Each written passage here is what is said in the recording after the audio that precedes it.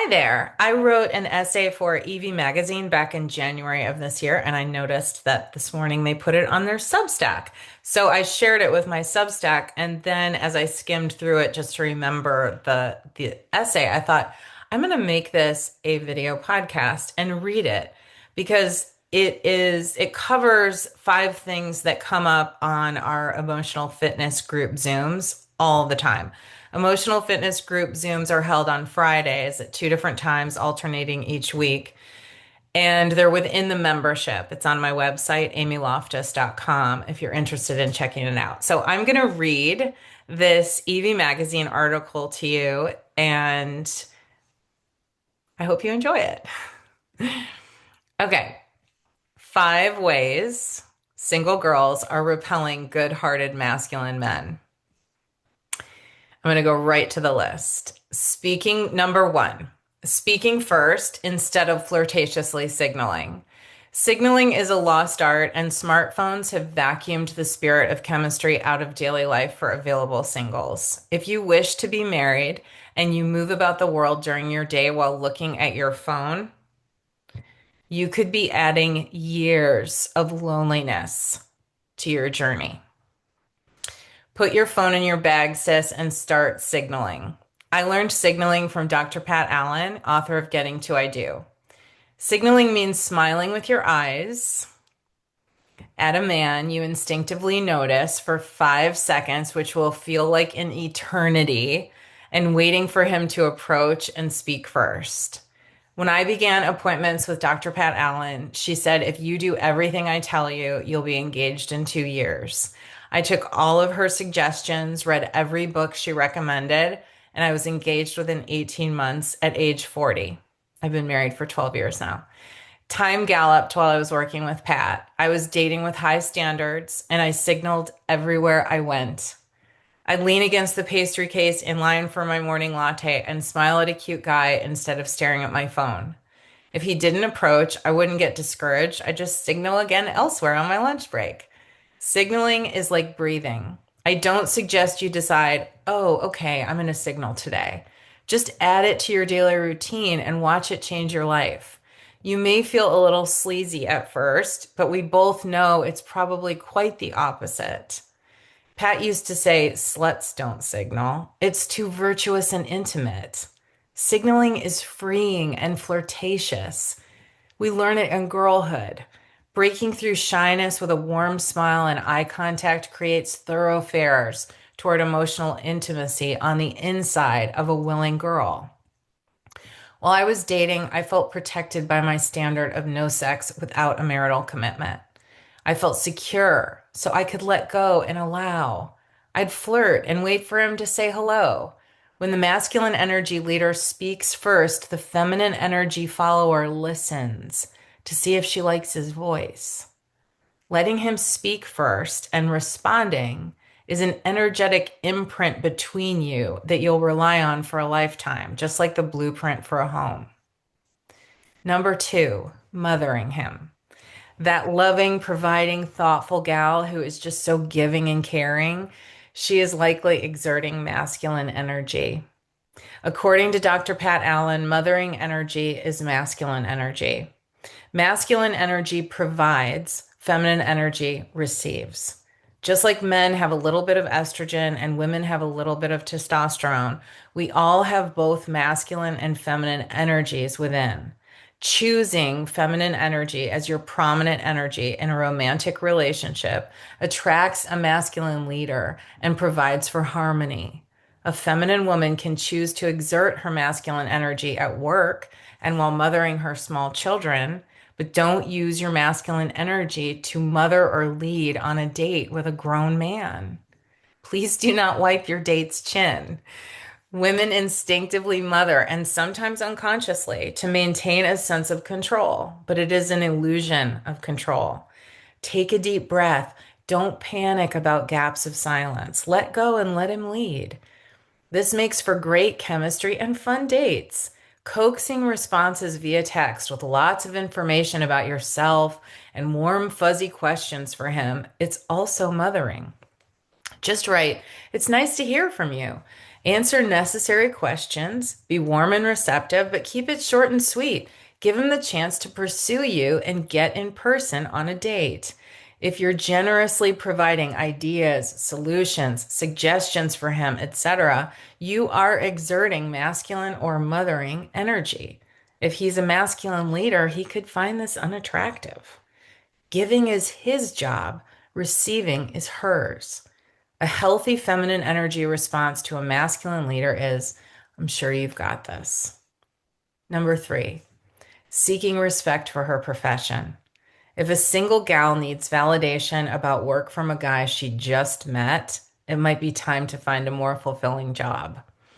An empowered woman who is overflowing with joy about her career and knows that it won't ever be as important as being a wife and a mother does not need to turn a date into a staff meeting where she is respected for her ideas.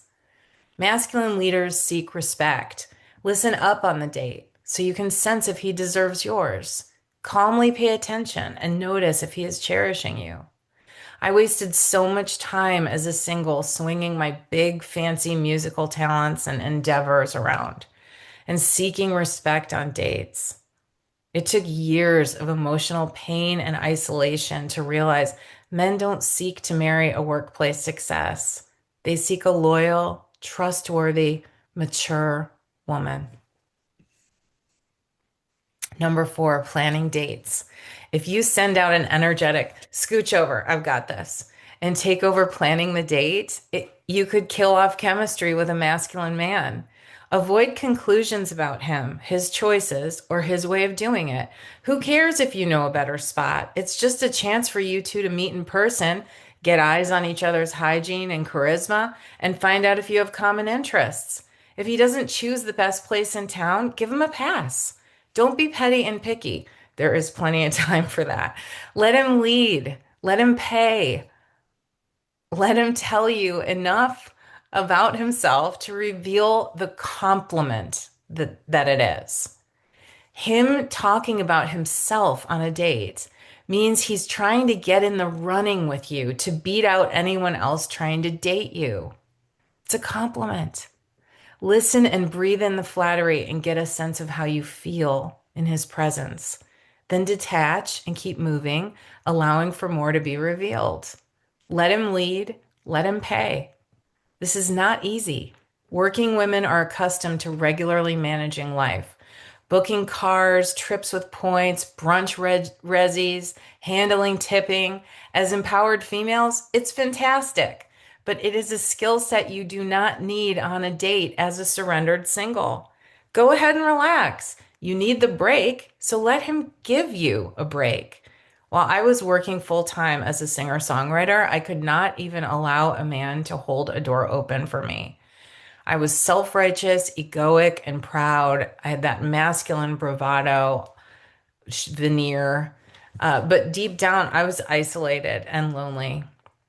I once had dinner with a man who grabbed the check while I went for my wallet. He said, "Can you just not?" He looked so tired and almost sad. What hit me in the moment was that it uplifts a good man when a woman receives. Going for my wallet to pay for my half was actually stealing a gratifying chance for him to cherish me. Number 5, oversharing. A common misconception about intimacy is that it means you can say or share anything and feel comfortable. Nope, quite the opposite. Some things are difficult to share. Premature sharing with someone you just met can kill off chemistry fast or stoke flash fires of instant intimacy that don't age well. Intimacy develops in comfortable silence and the healthy tension of the unknown. Not being able to comfortably share with a man you just met is not an indication of a problem. It is an indication of self-esteem in the woman who is waiting to see if she trusts enough to reveal more about herself. It's okay to allow uncertainty. Radical openness about your day, friendships, work commitments, and how you feel about them via DMs on apps for dating or in person is seen in movies and the media, but in real life, it's unnecessary and draining. Watch some old movies and bask in the healthy, hot romantic tension. It's there because they are not incessantly sharing every life detail. Feeling uncertain is okay. Leave room for mystery and unexpected grace. These are ageless concepts and old world ideas that have kept humanity reproducing for the ages. They aren't new. You likely already know everything in this article, but the culture has smeared it and stolen it from women. I didn't invent this stuff. I just teach women to reclaim it so they can thrive and get married. If you want to learn more on this topic, I dive deeper into these 5 spoilers in the handbook section of my memoir about my experiences with Dr. Pat Allen. It's called Eve's Second Chance. This is what we cover on our emotional fitness Zooms because I remain in the solution. My mission is to remain in the solution.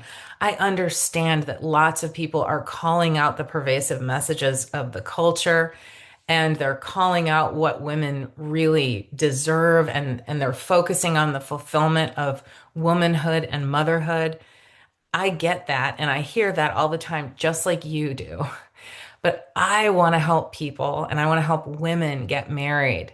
And I believe that women hear all of this and they understand it. It's like, yes, this is going on in the culture.